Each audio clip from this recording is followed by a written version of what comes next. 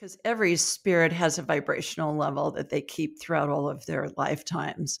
And our heads are like big satellite dishes and they receive and transmit frequencies. If you want to have a conversation telepathically with somebody, whether their spirit's attached to a body or not is irrelevant. All you have to do is think of them. And then that tunes your satellite dish head to their frequency. And it sets up kind of like a two-way radio channel, and you say something to them and they're going to answer you, and it's going to feel like a thought in your head. How you know it's from them is it's that first thing that comes in your head.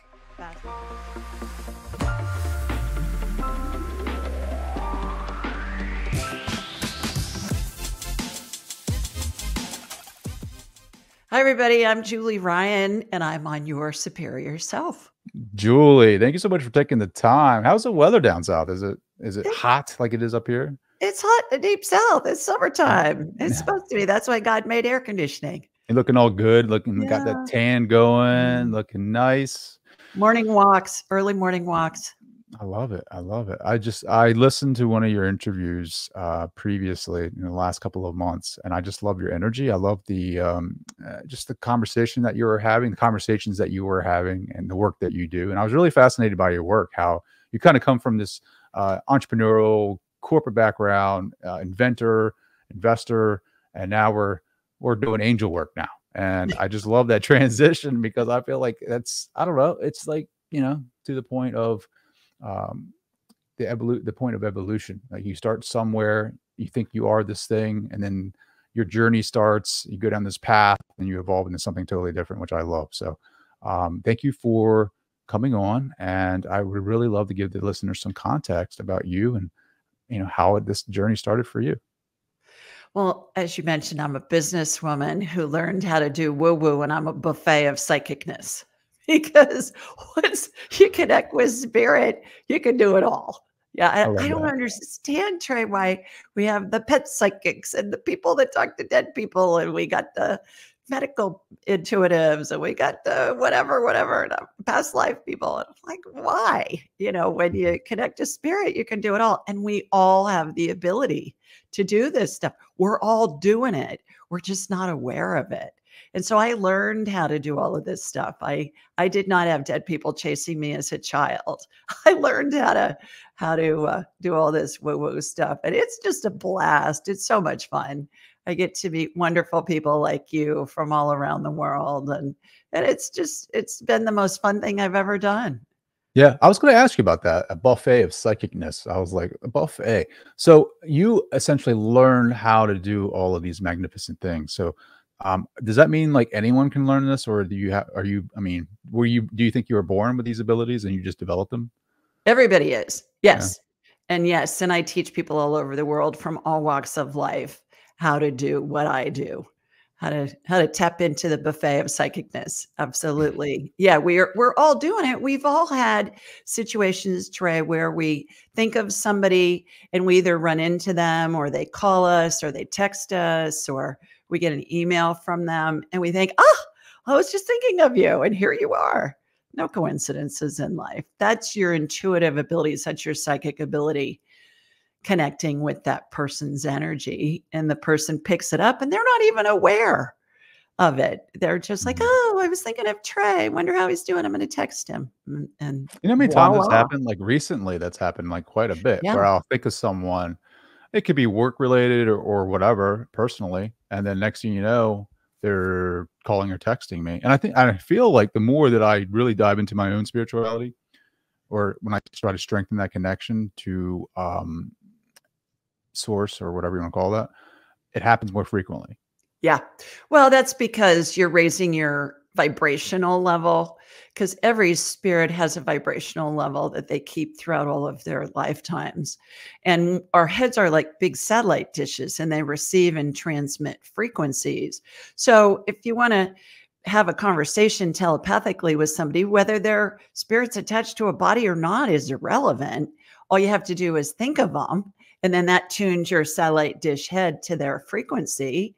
And it sets up kind of like a two-way radio channel and you say something to them and they're going to answer you and it's going to feel like a thought in your head. How you know it's from them is it's that first thing that comes in your head, fast as you can snap your fingers. And that's how you know. And so once you do it and then you get validation for it, then, you know, you're off to the races and then it's just second nature. Sure. So you were in the, I guess, healthcare industry, creating or inventing like surgical tools for the medical staff and companies. And then you became a medical intuitive, correct? Is that right? Yeah, actually, I've founded 9 companies in 5 industries.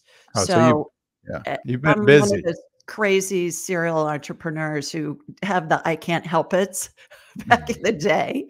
And and yes, I've always had my fingers in the medical side of the equation as well. I'm an inventor of surgical devices sold throughout the world. That Sure. it, some of which have been on the market for 30 years and are still being used, primarily in orthopedic surgery, Mhm. and manufactured them. And then I sold my manufacturing company several years ago and thought, okay, now what? And here I am. So you think you've always been tapping into that unconsciously to, I guess, spark the ideas and concepts that you were creating as an inventor for the medical establishment? Yeah, I think we all do. I think everybody who's an inventor or an author or a composer or a screenwriter, whatever, we're all getting information from spirit. Everybody who's ever written anything or composed anything will tell you that it just came to them. It's not, you know, Paul McCartney with Let It Be, right? Mhm. He just dreamt it. Every author who, and this has happened to me too, will write down something and then we'll read it later and we'll say, huh, I don't remember writing that, but that's pretty good. So that's what's going on. It's some people call it channeling, some people call it whatever, but it's all information that's being downloaded into our heads. And we all do it every day. Trey, you know, you have the thought of, I'm going to go to the store and get this, but I think I'm going to go a different way. Well, it turns out there was an accident on the freeway, and perhaps you had the thought, oh, I'm going to take the scenic route because it's so pretty and I have the time today. Or I think I'm going to have this for breakfast. I'm going to change it up a little bit. I mean, we all Mhm. have thoughts, we'll have guidance, hundreds of thoughts that end up being guidance from the spirit world that most of us are too busy to pay attention to. Sure. But the more you get into this, the more you learn to pay attention to that. And then when you do it and you realize, oh my God, that turned out really good, I need to pay more attention to this. And there are endless stories that I can share about situations like that, even before I learned how to do woo woo. What was, the catalyst for you, right? Like, what was the one thing or you was there a one thing or event that kind of, like, led you to go down that path of woohoo? Yeah, my mom died in 2002, and at the end of her life, I had started studying this stuff primarily for the medical. That's what led me to it. I was interested in that, and I saw these amazing occurrences happening in the hospice facility where my mom was the last day of her life, and there were angels there and spirits of deceased loved ones and pets, and I'm thinking, oh my God, it really was a glorious component to something that was heart-wrenching. On one side, I was losing my mother, and on the other side, I was like, holy moly, this is amazing. So fast forward a couple of years later, excuse me, and I was with my mentor. And when she's doing a healing on me, then what happens is all my deceased loved ones and even my deceased dog, they come in and they participate. Well, one day there was this dead Pope spirit that showed up, and he had his hat on and his shepherd's rod and the whole 9 yards. And I said to him, well, who are you? And he said, I'm Clement. And I said, okay, I never heard of Pope Clement. He goes, yeah, I was number 6. I said, okay, great. How can I help you? Kind of like, why are you here? And he said, you're supposed to teach the world what happens when somebody dies. And I said, I'm not doing that. I'm a businesswoman. People will think I'm nuts. And he said, yeah. Just get on with it because it's been so bastardized over the ages by religions and cultures. And he said, it's crazy. There's nothing to fear. It's glorious. And you know it. So you need to teach the world. I said, I'm not doing it. He said, everything you've done in your business life has prepared you for this. I'm like, yeah, whatever. So sorry, no thanks. I get in my car tray to go home. And just for kicks, I did an internet search on Pope Clement VI. Well, come to find out, this guy was in office during the Black Plague, and he's best known for his prayers for the dying and his prayers for the dead. Wow. And I thought, Ryan, you can't make that up. I mean, I've never heard of the guy. So then it took me a couple of years to really get the golden ovary courage to, guys have brass balls and girls have golden ovaries.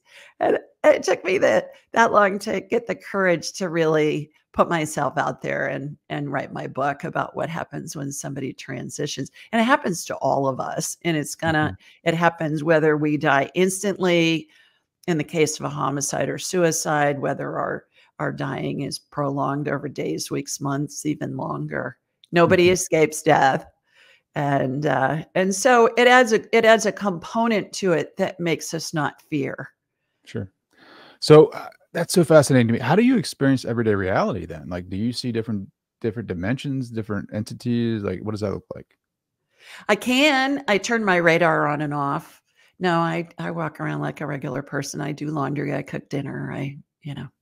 So how do you turn that radar on and off? Is there a process that you have to go through? Yeah, I learned how to do it, and that's what I teach. And it takes me a nanosecond. A lot of people, what they do is they'll meditate for an hour, and then I say, you don't need to twirl 3 times, raise your left foot, and, like jump on your right Turn foot yourself at the same around. time, turn yourself around, do the hokey pokey. It's just instant. I turn it on and off, but I don't walk around with it on. So when you turn it on, like, what does your reality look like then? Like, what does your environment look like? Well, it looks the same. And it's interesting because I can be looking at you and I can be looking at something in my mind's eye at the same time. So when a lot of the work that I do, I would say 95% of the work that I do is medical related, because that's what people ask. They've been to multiple doctors and gotten many diagnoses and many treatment plans, and they still have the same symptoms. So I will connect my spirit with their spirit. It's like I'm looking at a hologram of them in my mind's eye. And it's as if I'm a human MRI. I can see broken bones, torn ligaments, viral infections, bacterial infections, cancer, metastasized cancer. I can tell you where it's metastasized to. And then I watch an energetic healing happen. And that can take the form of something getting added, something getting removed. I watch procedures all the time that emulate what I saw in surgery for all those years when I was developing products, testing prototypes, things like that. Sometimes I see healings that utilize methodologies and devices that haven't been invented yet. And you may hear me say, oh, this is cool. I haven't seen this before. Oh, wow. But I describe in detail what I'm seeing in my mind's eye, because if you can envision the healing that I'm watching in my head, it helps integrate that healing into your body. And when people call into my show, I do a call-in show every Thursday night, Ask Julie Ryan, and people call in from all over the world, and we can talk to their dead grandma. I can scan their pet. We can scan them. We can do a past life thing, whatever they want from the buffet of psychicness. And so I tell the people that are listening, either in real time, perhaps on the YouTube live stream, or a caller that's waiting to ask a question, or if they're listening 5 years from now, I want them to envision what I'm describing, because then we're all sending energy to that caller. And it's similar to the power of prayer, or when we meditate on a specific, there've been climate change meditations and other types of topics for meditations. It's a similar situation. So when you do a past life regression, I have so many questions. Like, you are a buffet of psychicness. Like, there's just not one rabbit hole that I can go down. It's like 1,000 of them. So when you do past life regressions, have you ever gone back to like the original, like, past life of like human species? Like, how did we get created? Like, who created us? Have you ever gone that far? I have not, but I could in a heartbeat. I don't do regressions. I do what I call past life scans. I'm a businesswoman. Let's cut to the chase. What's the bottom line? What do we need to do to heal this, to move on, to take care of whatever the emotional thing is? And so what I do, and I've never heard anybody else do it this way, but of course I'm an entrepreneur. So, I got to do it differently. So I envision myself, Trey, in this endless hallway, and it's really narrow walls, really tall ceilings. And on the walls are 12-inch by 12-inch big square mirrors, and they're lined up perfectly vertically and horizontally. And each mirror represents a different lifetime. So I'll say, does Trey have any past lifetimes in which he was a teacher? And the mirrors that correlate with those lifetimes will come out from the wall as if they're on a hydraulic arm. And then I'll say, show me the one that correlates the most. That one will come out the farthest. And then I'll envision myself walking into the mirror, and I'll be given where it was, when it was, what was going on, a little bit about what was happening at the moment. And then we'll correlate it with what's going on in your current life. It's really fun because oftentimes we can validate the information with historic documents online, historical data online. I always say, I can't make this stuff up. I'm not that creative. I can't tell you what all the salt routes were in Europe, in the 13th century or whatever. The spice routes, I think. But you come up with historical data like that just to validate? That's pretty interesting. Yeah, we do all the time. And the other thing that's interesting too is the historical data comes into play too with spirit guides, and also when there are spirits that somebody encounters, like in their home or someplace else. I have a great story about that. May I share it? Yeah, 100%. Yeah. Go ahead. One of my girlfriends, and this happened before I even met her, she said, I had this evil spirit come into my house and I got rid of it. And I told it wasn't allowed to come in. And I said, well, there aren't any such things as evil spirits. All spirits are pure love. In spite of what we've all been taught, there are no evil spirits. So I said, well, tell me about it. And we did an instant replay, like when you're watching a football game, they could do an instant replay and you can see the touchdown over. So I saw this spirit. She said it was an evil spirit coming through my front door. Well, she has these really big, thick wooden double doors as her front door. And do you remember, maybe when you were a kid, watching a movie where a bank robber would put a pair of pantyhose over his face to distort his face? Yeah. That's what was happening as this spirit was coming through this dense reality, her dense door. It was distorting his face. And so she had an umbrella stand next to the front door. You're going to love this. And her son had a golf club in there, like a putter or something. And she went and got the golf club and she acted like she was going to swing at the spirit. And she said, you are not allowed in here. You are not permitted in my house, which is an interesting point because we're always way more powerful in our bodies than any spirit is. And if it's freaking you out, just tell it to leave and they'll leave because they're all pure love. So anyways, he came in, we did an instant replay. Come to find out, we live in the South. I live in Birmingham, Alabama. Come to find out, this guy died in the Civil War. We got his name. We got his troop number or, his battalion or whatever you want to call it. And he had a little girl. He had a daughter and he was looking for his daughter. Well, his daughter had reincarnated as my friend's daughter. So we got the daughter's name. We got all this information. We were able to corroborate and validate all of it with historic documents online, with birth certificates and census reports and property reports. We got where he lived, what town he lived in. We got validation of his battalion that he was in, for the Confederate Army. It's just so much fun when that happens. Do they ever tell you like the lessons they've learned over the lifespan? Like I came back, I'm checking on my daughter now, but I really wanted to say this to someone listening, like don't do the X, Y, and Z like I did? Or is it just kind of like they're just trying to come back to find their child or whatever, I guess that attachment to what another being, but like, do they ever have like an overall generalized message when they speak to you? Yeah, yeah, and we get that in what it seems to me, Trey, that there's a semblance of a story, kind of like a script that goes through multiple lifetimes, kind of like a life's path or something that the spirit wanted to explore and experience. And we'll see that through multiple lifetimes, and it can change because it's a different time, it's a different place. I like to use the analogy of Hamlet. You think of how many times has Hamlet been performed since Shakespeare wrote it in 1602? Who knows? Mhm. But it's the same script. But then you think about, okay, where was it performed? In what year? What was happening in the world? What was the interpretation? What was the language? Was it inside? Was it outside? Who were the actors? Who was the producer? Who was the director? All of those variables come in to give us a different perspective on the same script. And it's been my experience that we'll see that in multiple lifetimes, and we often see it in one lifetime.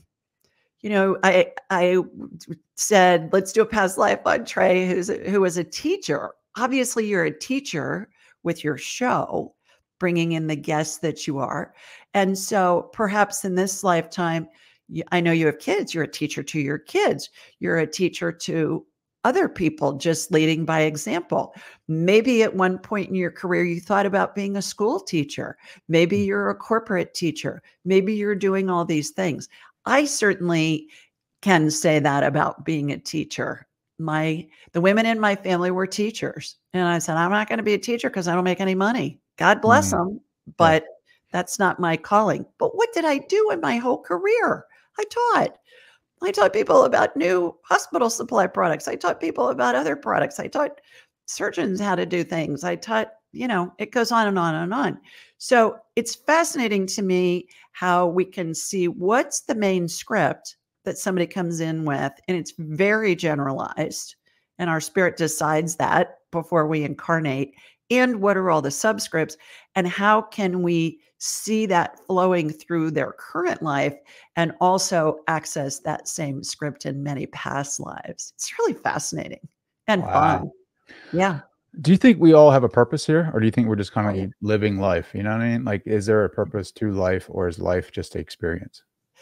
I think it's both. I think that we're here to experience whatever it what I've heard bazillions of times from spirit is there's no right, there's no wrong. It's just an experience in the spirit world. So we think of that in our human minds and we think, what? That's crazy. Why would Mhm. anybody choose to come in and suffer in whatever capacity, whether it be health wise, pain wise, emotionally, whatever? But in heaven, what they tell me is that they're looking at going, "Oh, isn't this interesting? How's Trey going to create out of that? What's he going to do? How's he going to maneuver through that? What news going to come into his life? How's it going to affect him and his family and everybody that he knows? And then when he talks about it on his show, how's it going to affect and how do those ripples in the pond spread out?" So it's really interesting. I believe that we're here to create, and I believe that we're here to create a life of joy. Mhm. Wow. And and What does that as mean, though? Does that mean joy as in pursuing your passions, or is it getting stuff? You know what I mean? Like, what does joy look like to you? Like, when are you most joyous? Well, I think joy can take a lot of different forms, and it's all subjective. Certainly, everybody's joy is going to be their own joy based on all their past lives and based on their this life's experiences in this lifetime. So I think it's a matter of paying attention to how we feel about something because we all come in with an internal GPS system, and it's called emotion. So if something feels good, if it's interesting, if it's fun, if you want to know more, you're creating out of joy. You're on a high vibrational level. Spirit can communicate with you. You're going to be led. Most people believe we should have a roadmap for our life. And you start here, and then you do that, and then you do that, and then you do that, and then you're going to end up here. Well, we all know that's not how it works. How it works is we do something, we create something, then we're led to the next step, and then the next step, and then the next step. And that's where our free will comes in because There's no right or wrong way to do something. It's all just an experience. Back to the Shakespeare example with Hamlet, they're all performing Hamlet just in a multitude of different ways and different interpretations. And that's what we're all doing in life. Sure. Yeah. And also being a psychic, seeing different outcomes and timelines for individuals, right? Like that's always been fascinating to me because of examples of like the Mandela effect. There's like, I mean, just talking to people that come on the show or reading someone's book, there's like 4 different Jesus stories. Like there's this theory that there was 2 Jesuses and that there was an idea that Jesus didn't resurrect, that he survived, and vice versa. There's just so many examples of different, and there's actually like burial sites where they claim that Jesus is buried. Like there's one in Japan and there's one in India maybe, or somewhere in the East, but 2 different stories. Like, what is that about? Right? Like, is that an example of the Mandela effect, or is that like, what is that? I don't know. I haven't really pondered it that much, but the thing that comes to my mind when you are asking the question is, it's similar to that we have, some scholars believe, multiple lifetimes all happening concurrently. And that makes my head want to explode from a human perspective. Trey, I feel like Scooby-Doo, like, her, what? And I think that if that's true, and when I ask Spirit, I get a yes, it is true, then perhaps there were different scenarios of Jesus's life all playing out, maybe simultaneously, maybe consecutively, maybe whatever. And I don't understand how all that works from a human perspective. And yet where I can go on it is it feasible? Well, yeah, anything's feasible. Will I understand it when I get back to heaven? Yeah. And so that placates me in the short run. The other analogy that I make, and obviously I talk in analogies a lot because I think it helps our human brains understand this spiritual stuff a little bit easier. And, speaking of Jesus talked in parables. So it would be easier for people to understand the concepts. Because I heard early on, right out of school in my sales training to sell hospital supplies, I heard facts tell, stories sell. And the stories are what we remember. We don't remember all the facts, and the facts don't have the same impact on us as a story does. So that's why we're all storytellers as humans. But the thing that I go to that helps me understand it a little bit is when we look up into the night sky and we see the stars and we think, oh my gosh, there's the Big Dipper, there's the North Star, there's whatever. And then we have another thought that, oh my God, that star's light took billions of years to get here at this moment when I'm seeing it. And so people throughout those billions of years have seen that star, but it's the same star. That gives me a little bit of a sneak peek into how this, multiple realities happen.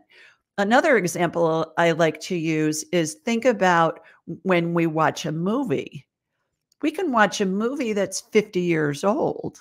Well, it was recorded 50 years ago and it happened. And then it's happened every time somebody's watched it since then. And it's happening now as we're watching it. So is that multiple realities all happening at the same time, seeing the same thing? Mm-hmm. Absolutely. Yeah, I always wonder, like when I hang up from a client or not client, podcast guest, like I wonder when the camera shuts off, like whether you're experiencing the same environment not environment, but reality that I'm experiencing. It's always like fascinated me. I always wonder, like, all right, so are we living in the same like dimension where we have the same president, blah, blah, blah. You know what I mean? Like I go down these rabbit holes and start thinking like, I wonder if like their reality is similar to mine, or they experience it differently. I just feel like sometimes we're all walking in our own little bubble worlds. Oh yeah, and like absolutely. You know what I mean, creating that, and then sometimes we just come in and like we intertwine, intermesh, and then we share this space. Like right now, you and I are sharing this space and this reality, and then after we hang up, like you go off, and then something totally different changes. Like, you know what I mean? Like it's just so fascinating to me.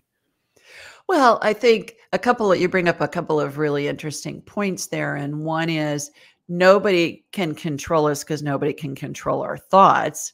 And we can't control anybody else because we can't control anybody else's thoughts. Think about the Holocaust victims and how atrocious their life experience was.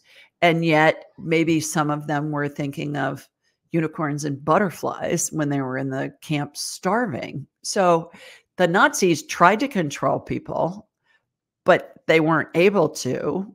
They were on the physical, but not on the mental and Mhm. emotional plane. And they weren't able to control their spirit. And that's the everlasting part of us.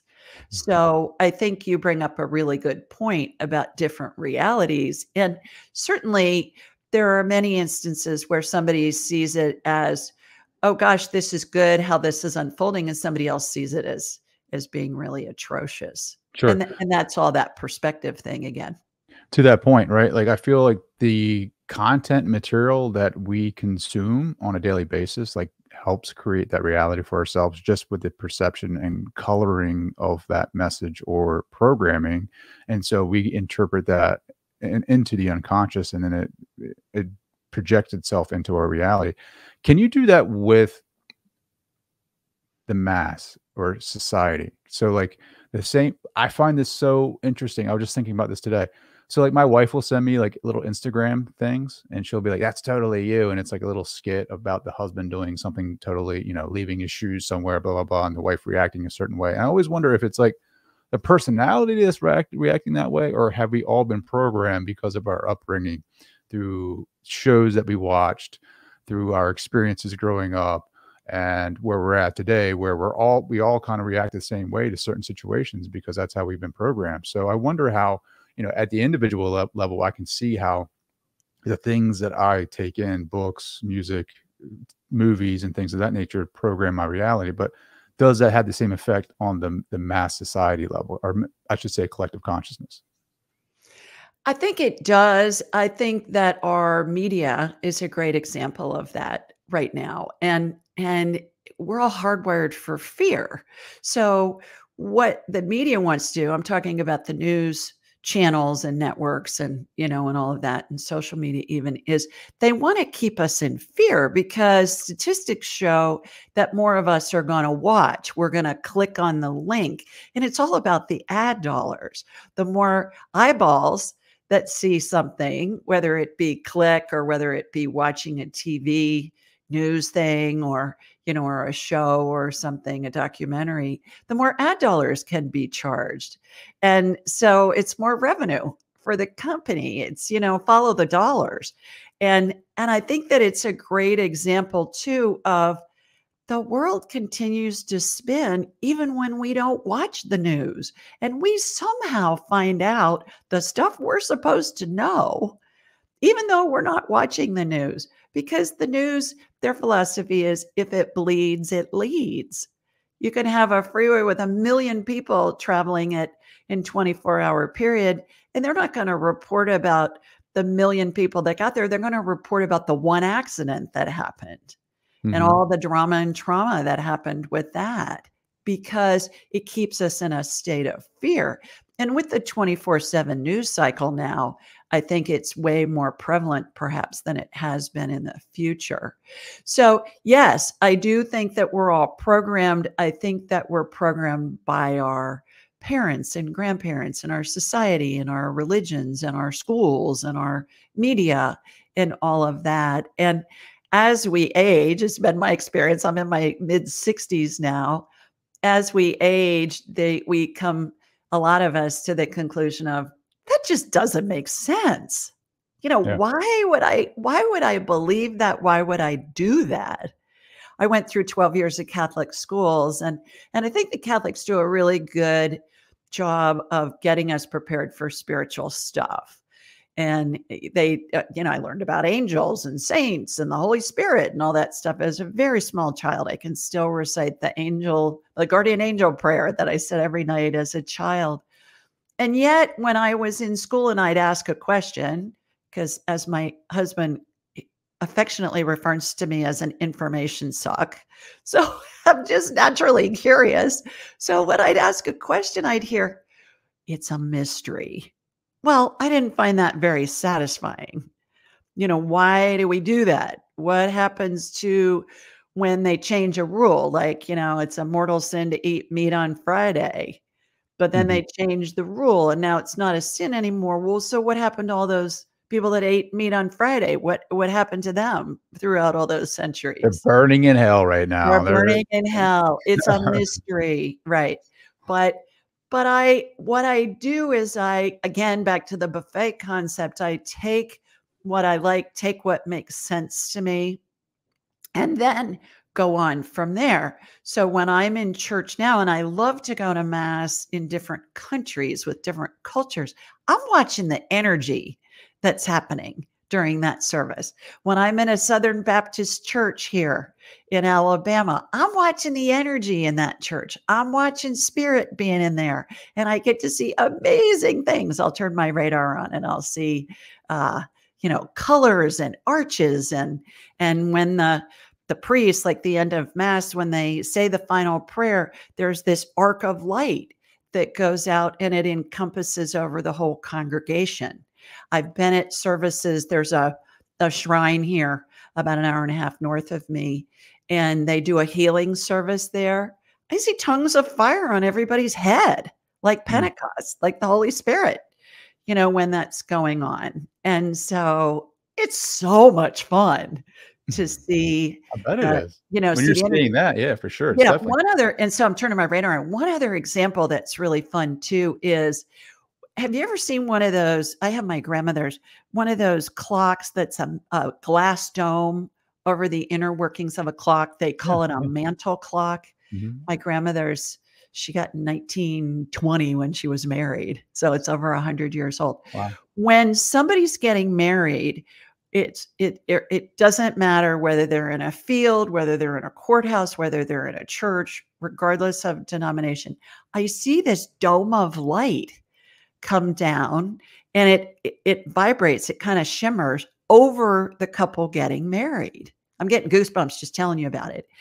And I got to believe that since the beginning of time, people have been able to see that. And perhaps that's where the Jewish chuppah came from. Hmm. Because in a Jewish wedding, they used to be under a canopy. Now they can be under a gazebo. It can be under a dome of flowers or an arc of flowers or something. But it's so interesting to see how these cultures and religions have utilized spirit and energy and frequency and all of that stuff since the beginning of time. And that doesn't even take into account the music. Yeah, right, that vibration, yeah, that Yeah. energy. When you hear the voice, right, when you ask spirit a question, is it an audible or is it like a thought form? Both. It's normally more a thought form. I don't hear Morgan Freeman saying, "This is God talking to you. Mm. Pay attention." I'll have a thought, and again, it'll just come in instantly. And I've just done it so long, Trey, that I know to trust it. And sometimes that thought will come in before I've even had the thought that's the question or the statement thought out in my mind.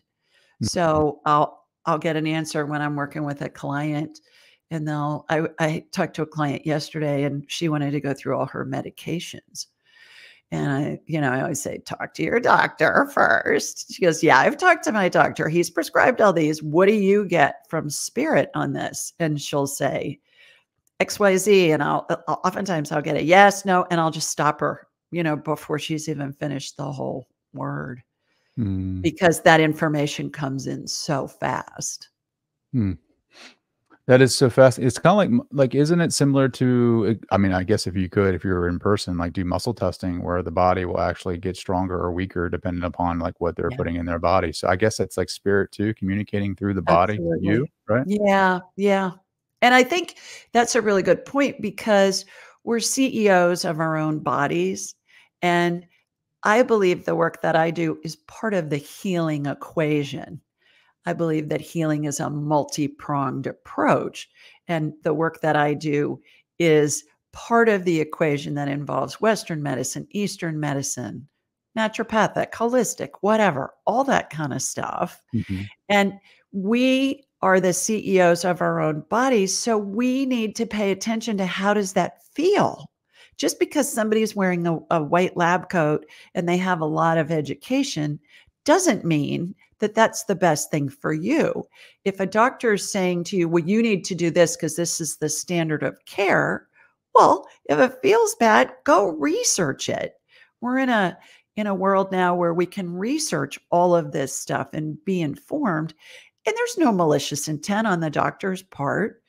They're doing what they were trained to do. Sure.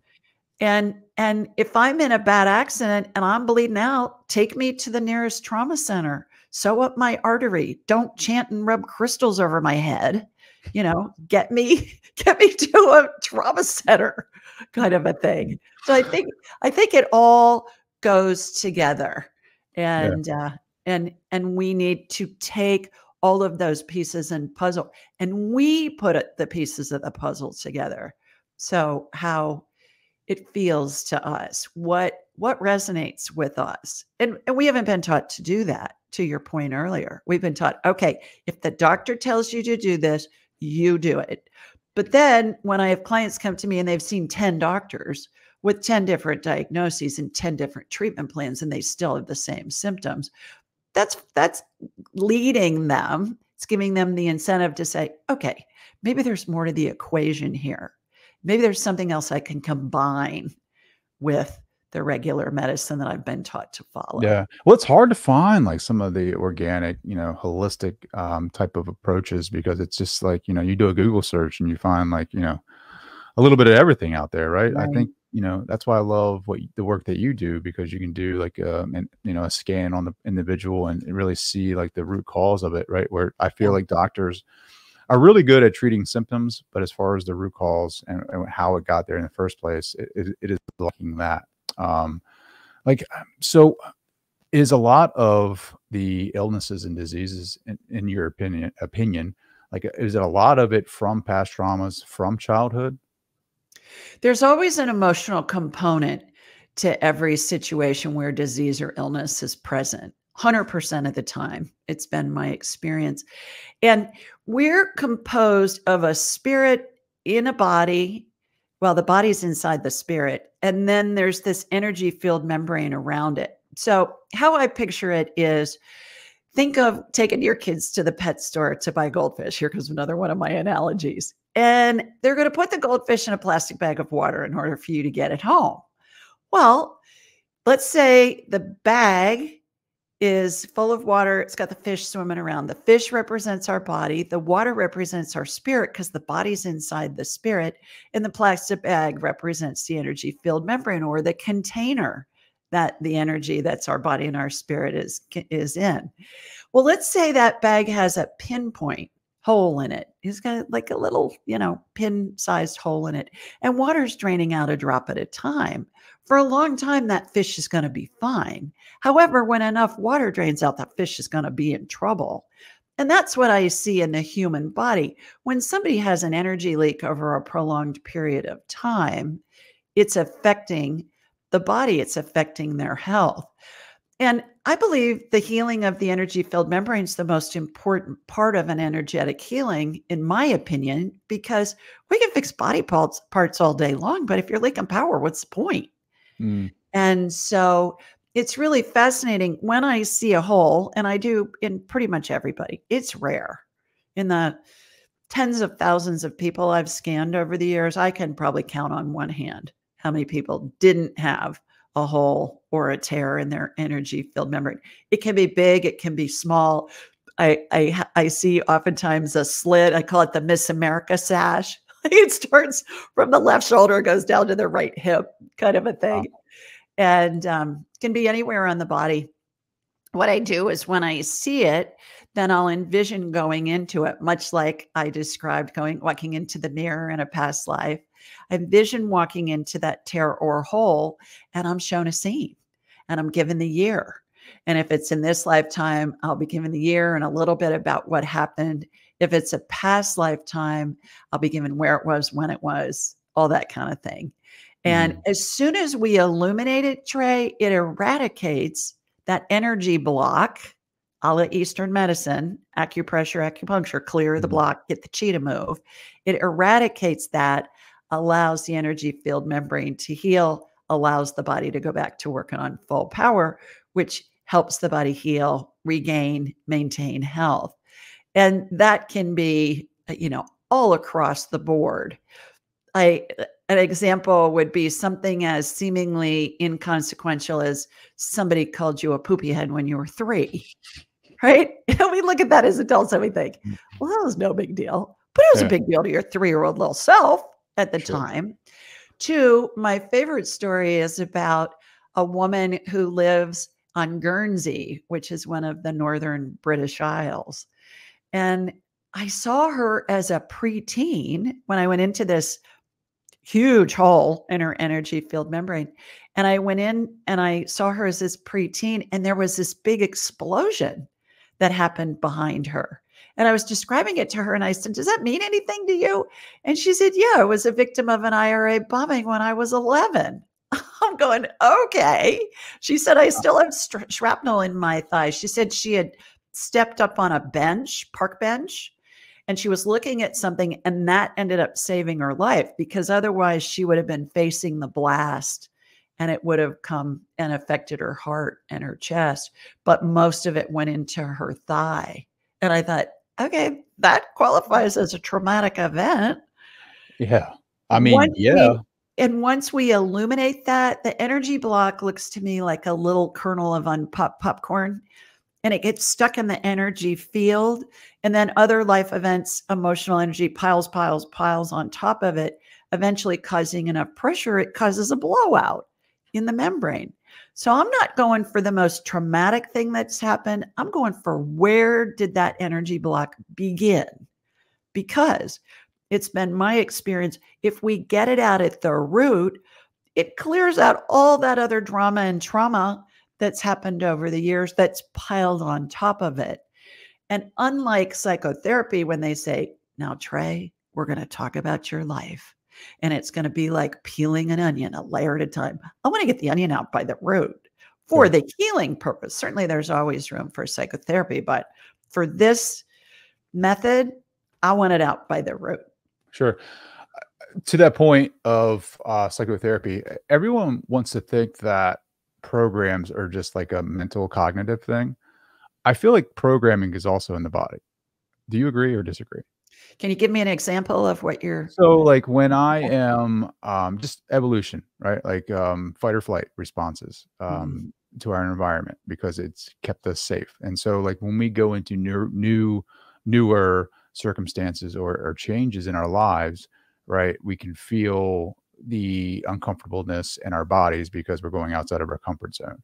Right. To me, like I can be mentally clear and know exactly what I'm doing, but yet I still feel it in my body whenever I put myself in a unknown situation of, maybe it's an entrepreneur's opportunity. Right. And I know mentally that I am, on paper, I'm good. Right. I have the business plan. I'm going through this, I'm taking action, doing all the steps, but yet in my body, there is still some type of fear or some type of program that's running, that's saying, you know what I mean? That it's trying to stop me from moving forward. And my question is, like, have you ever experienced anyone, a client that's similar to that, where they were mentally focused on what they were doing, however the body was trying to sabotage them? And then how do you clear those programs from the body? Yes, I think we all live our lives that way because we're all hardwired for fear. We talked about that earlier. And back to, every thought is neutral when it comes in and we assign it a meaning, right? And thoughts either feel good or they feel badly. So a few years ago, Trey Spirit gave me this technique that I call the 2-minute rule. And here's how it works. When we have a thought that feels good or neutral, yeah, proceed. It's valid. When we have a thought that feels badly, however, we need to be able to discern between, is it a real fear or is it a fake fear? Real fears are rational fears. Something's going to harm you or kill you. Change the conditions before it does. An irrational fear is everything else. It's not going to harm you or kill you, but it feels like it is.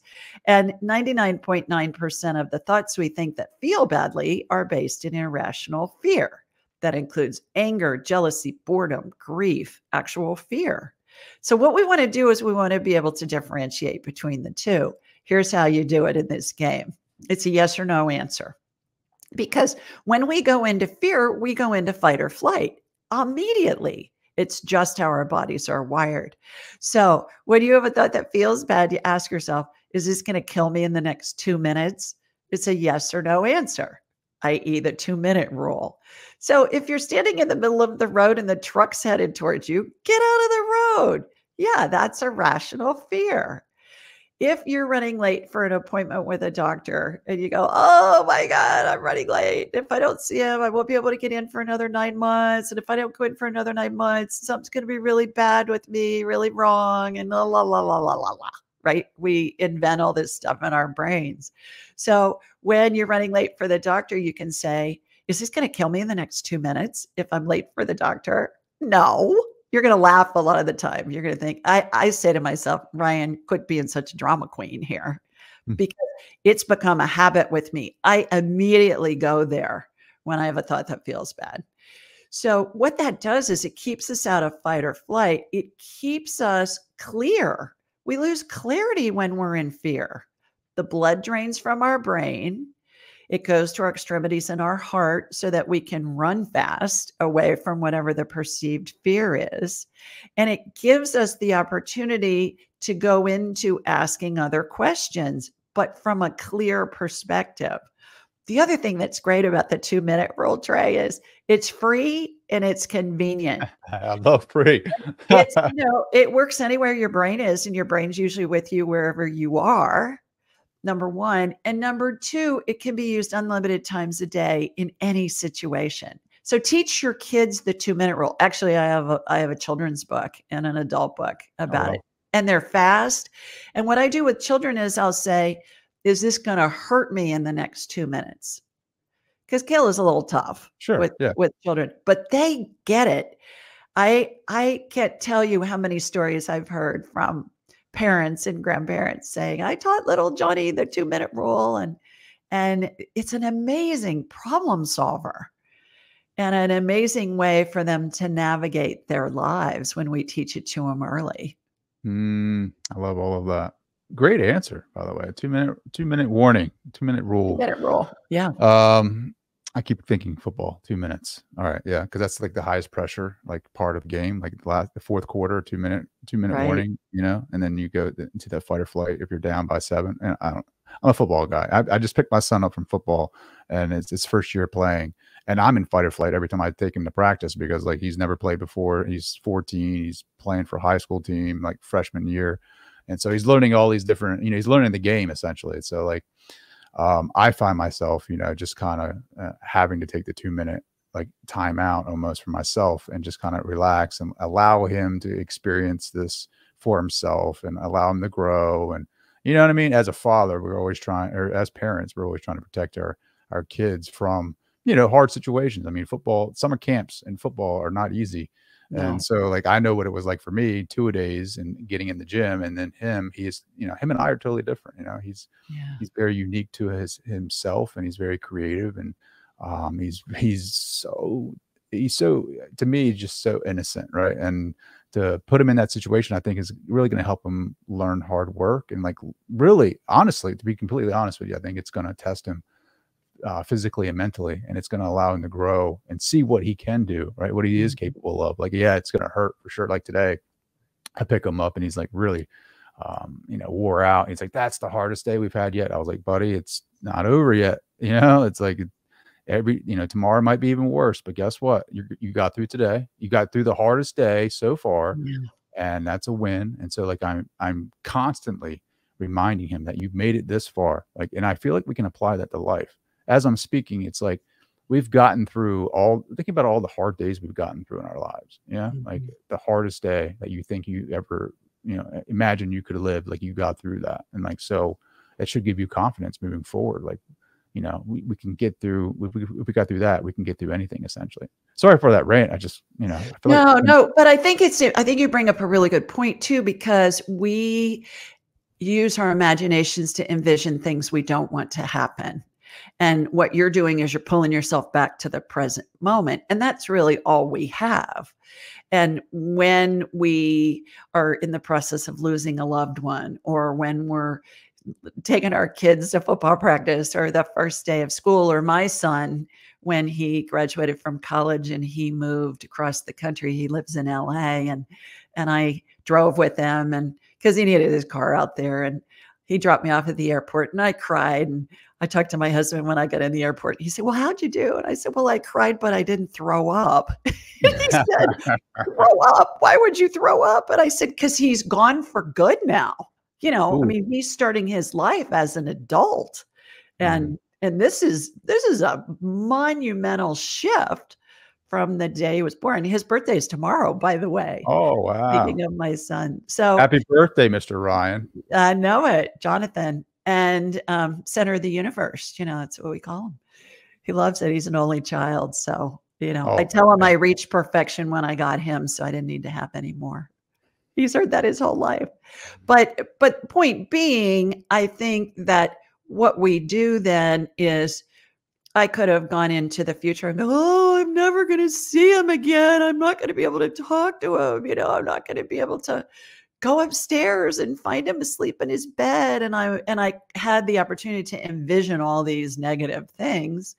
And where I went was, okay, I got through that really tough time as a mom and cherished every moment that I had with him on the trip and, throughout his life and that kind of thing. And I'm super excited for him. It's going to be really fun to watch his life unfold and sure. see what his decisions are, and all of that. So we have the opportunity to make that choice.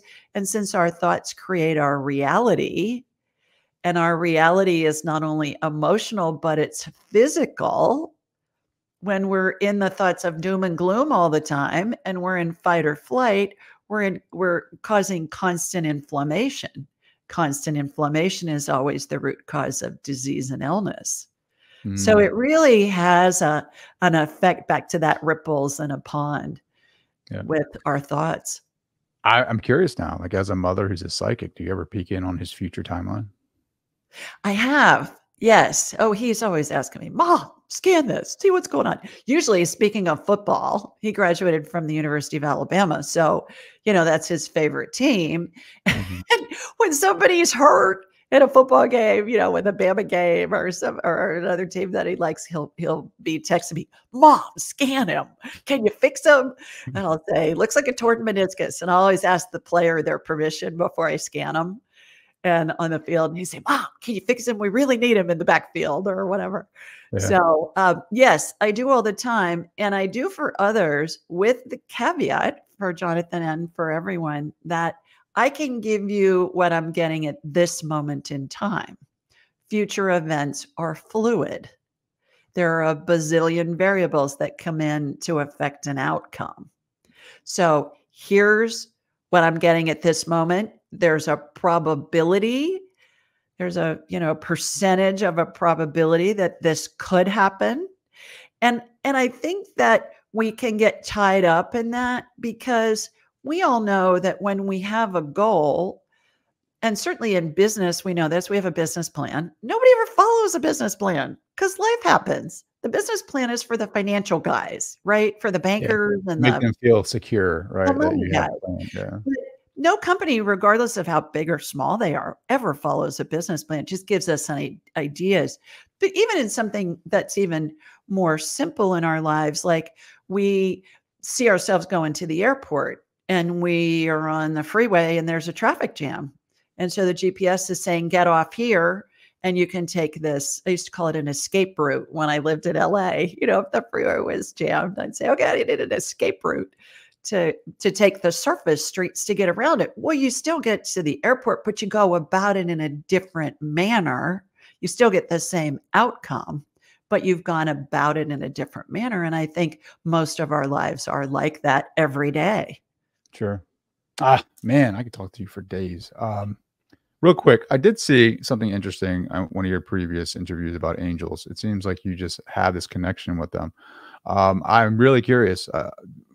Do I have an angel, a guardian angel? Oh And yeah. what Yeah. is that entity's name?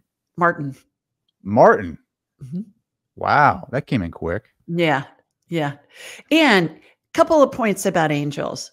I'm a Catholic girl, right? 12 years of Catholic schools. I was taught angels have big wings. They're tall. They wear a white gown. It's belted at the waist with a rope. They're barefoot, right? All that. Is that what angels really look like?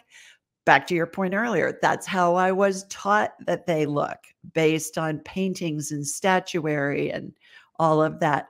Somebody who grows up in an indigenous culture, perhaps in the middle of the Amazon, may see angel energy as just a ball of purple energy, right? So it's all going to be perspective. That's point number one. Point number two is I have asked many years ago with the angels to give me an American English easy to pronounce name when I asked their name, because initially, Trey, they'd come in with this name that'd be like 15 letters and it'd be all consonants. I was like, how the heck am I supposed to pronounce that?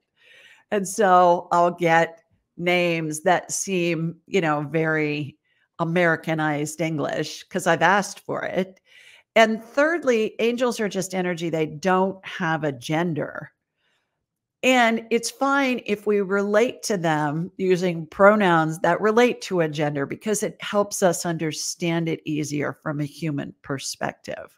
So Sure. Martin is your guardian angel. Martin, my boy. Well, I guess my angel Martin. Yeah, Your here we angel go. Martin. Well, you go, boy. That's fine. The Yeah. other thing that's interesting is that it's been my experience that angels stay with us throughout all of our lifetimes. And they're with us in heaven in between lifetimes too. What is their So, relationship to us, right? Like I've heard you speak to this about humans being humans and angels being angels, but ultimately, aren't we just like consciousness, right? So does it? yeah. I mean, isn't that what we are? So I could have been an angel as this conscious awareness that I am. Like I could have been an angel at some point, and then I could have even been a dog evolved or whatever, but it's having an experience. So when people say, "Oh, what's our relationship to angels?" Like I just did, because it's curious. I'm curious. Like, is it like, is there, I get it, humans are humans and angels are angels, but like, haven't we been at all? Great question. And I'm asking spirit while you're talking. And I've asked a million times and I get the same answer. And what I get is it's a different species of energy. It's like comparing a daffodil to a schnauzer. Hmm. It's a different species. Is it energy? Yes. Is it all the same because it's all the same in that it's energy? Yes. Is it a different frequency of energy? Yes. Are humans ever angels? No. Are angels ever humans? Angels can take the form of a human. We've all heard countless stories about somebody pulled us out of a car wreck and we went to thank them and nobody saw anybody. There wasn't anybody around, but the person who was pulled out of the burning car felt somebody's hands on them pulling them out. Or the mom who lifts a car off of her child that the car is rolled over on. And there's no way the mom could lift the car. What's happening there? Well, it's guidance, it's spirit, it's all the above. It's energy coming in to help in that situation. And the Hmm. stories are endless about that. Yeah, I love listening to that. It makes total sense to me. Miss Julie Ryan, like I said, I could talk to you for days. I just love your energy. How can people connect with you? I know you have a free book, a gift I for the do. audience. I do. Yes.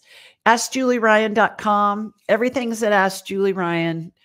All my socials, my YouTube, everything's at Ask Julie Ryan. So AskJulieRyan.com. And anybody that wants a free copy of Angelic Attendants, What Really Happens as We Transition from This Life into the Next, about how we're surrounded by angels and the spirits of deceased loved ones and pets, then all you have to do is just either go to AskJulieRyan.com, and on the homepage, you'll see, request a free copy, and we'll send you a digital and an audiobook copy of Angelic Attendants.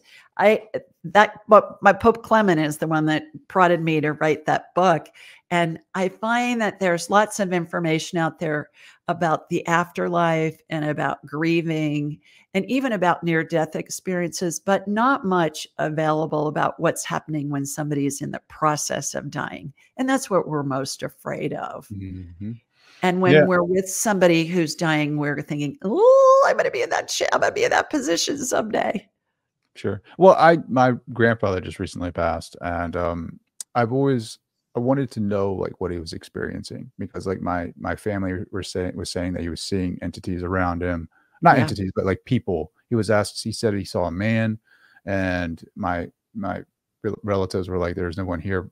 You know, there's no one here. You're not seeing anything." But me being me, right? I'm like, he's definitely seeing somebody. Like, Yeah. it's Yeah. probably somebody helping him cross over. But then like he would be in and out, and so like I felt like he was holding on to say his last goodbyes, which he was in hospice care at his home, and that was like the greatest gift, like to be able to say goodbye to him, and like him being cognizant that I was there and being Yeah. able to communicate with me as he was passing. And then he passed away on my birthday, which Oh, is a weird synchronicity because like he when I was born, the day that I was born, he was 41, and the day that he died on my birthday, I turned 41. oh, wow. So it was a very cool synchronicity, and like I always share that with him. Like people were like, "Oh, I'm sorry you passed on your birthday," but I was like, "It's like the highest honor someone can give me." Like I always share that with him. Like he left this reality, this dimension on Yeah, the it's day his that I was heavenly born. birthday. Yeah, Yeah. Yeah, you 100%. share a birthday. Yeah. One other really important point is that most of us throughout time have thought, well, granddad's just hallucinating. Granddad's not hallucinating. And there's university-based research now that shows that 90%, Trade, 90% of people see the spirits of deceased loved ones and pets as they're transitioning. And so I love it when science catches up with woo-woo because woo-woo's been around a whole lot longer. Yes, it's been around since the beginning, I feel like. I I would agree. love to have you come back on and really dive into the levels of like the dying process because like Yeah, I think you have 12 of them, 12 I do. phases of transition, which we Correct. haven't touched on today. I wanted to get into that, but we didn't have enough time. Yeah. But I would really love to touch base with you at some point and really dive into that. I would love that too. Awesome. Well, Julie, thank you so much for taking the time today. I can't wait for another chat with you. Southern Belle coming on the show and just giving me that energy. I really appreciate you and the work that you do. Thank you. Same right back at you.